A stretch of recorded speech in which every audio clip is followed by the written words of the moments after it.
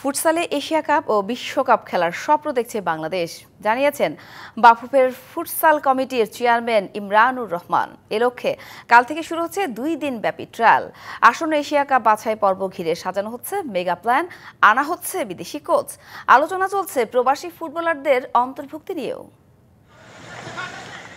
দিন দিন বাংলাদেশে জনপ্রিয় হয়ে উঠছে ফুটসাল। বিশেষ করে তরুণ প্রজন্মের মধ্যে বাড়ছে খেলাটির কদর। আন্তর্জাতিক পরিসরে ফুটসালে উন্নতি করতে নানা পরিকল্পনা হাতে নিয়েছে বাংলাদেশ ফুটবল ফেডারেশন। প্রথমবারের মতো এশিয়ান কাপ ফুটসালে বাছাই পর্বে অংশ নিচ্ছে বাংলাদেশ, যেটি হবে আগামী সেপ্টেম্বরে মালয়েশিয়ায়। কিন্তু এতদিন বাফুফের ছিল না কোনো ফুটসাল জাতীয় দল। সেই দল গড়তে এবার ফুটসাল কমিটি 20 ও 21 জুলাই হ্যান্ডবল স্টেডিয়ামে 2 দিনের ট্রায়াল ডেকেছে, যা পর্যবেক্ষণ করবেন টেকনিক্যাল ডিরেক্টর সাইফুল বারী টিটু সহ 3 সদস্যের টেকনিক্যাল প্যানেল। এখান থেকে 40 জনকে বাছাই করে নেওয়া হবে প্রাথমিক দলে। প্লেয়ার সিলেকশনের ব্যাপারে আমাদের কিছু এক্স প্লেয়াররা ইনভলভ থেকে তারা টেকনিক্যাল কমিটি যে আমাদের আছে, টেকনিক্যাল ওখানে টিটু ভাই আছেন, উনি ফর্মার প্লেয়ার, ইভেন আলফাজ ভাইয়ের মতো প্লেয়ার যা আমাদের প্রাইড, ওনারা আসলে এই প্লেয়ারগুলি সিলেকশন করবেন। প্রাইমারিলি আমরা 40 জন সিলেক্ট করব, কোচ আসার পরে ওখান থেকে উনি 24 জন স্ক্রিনিং করবে। জাতীয় দল গঠনের লক্ষ্যে একজন বিদেশি ফুটসাল কোচ নিয়োগে কাজ করছে বাফুফে। তিনি বেছে নেবেন 14 জনের চূড়ান্ত স্কোয়াড। এই দলে থাকবে প্রবাসী ফুটবলাররাও। আলোচনায় আছেন ইমান আলমের মতো উদীয়মান তরুণরা।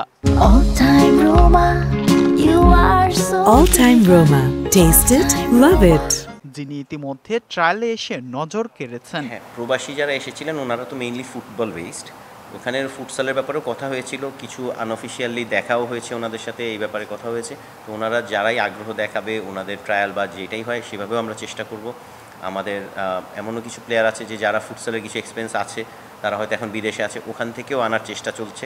বাফুফে সব ব্যাপারেই এইখানে পজিটিভ আসলে, সর্বাত্মক চেষ্টা চলতেছে। এশিয়ান কাপ বাছাই পর্বে কঠিন গ্রুপে পড়েছে বাংলাদেশ। প্রতিপক্ষ হিসেবে রয়েছে স্বাগতিক মালয়েশিয়া, শক্তিশালী ইরান এবং সংযুক্ত আরব আমিরাত। এরই মধ্যে ইরান শুধু এশিয়ারই নয়, বিশ্ব ফুটসালের অন্যতম সেরা দল। তাই বড় চ্যালেঞ্জের মুখোমুখি হতে চলছে লাল সবুজের প্রতিনিধিরা। ইউএই র্যাঙ্কিং হচ্ছে 97 অ্যান্ড ইরানের তো হচ্ছে র্যাঙ্কিং 5th, যারা কিনা 13 বার এশিয়া কাপ জিতেছে। সো আমাদের গ্রুপটা অবশ্যই একটা গ্রুপ অফ ডেথ পড়েছে, বাট তারপরে স্বপ্ন দেখতে দোষ নেই, চেষ্টা করার কোনো শেষ নাই। ফুটসাল ট্রায়ালে এখন পর্যন্ত 300-রও বেশি খেলোয়াড় নিবন্ধন করেছেন। Fardin Saju, DBC news, Dhaka.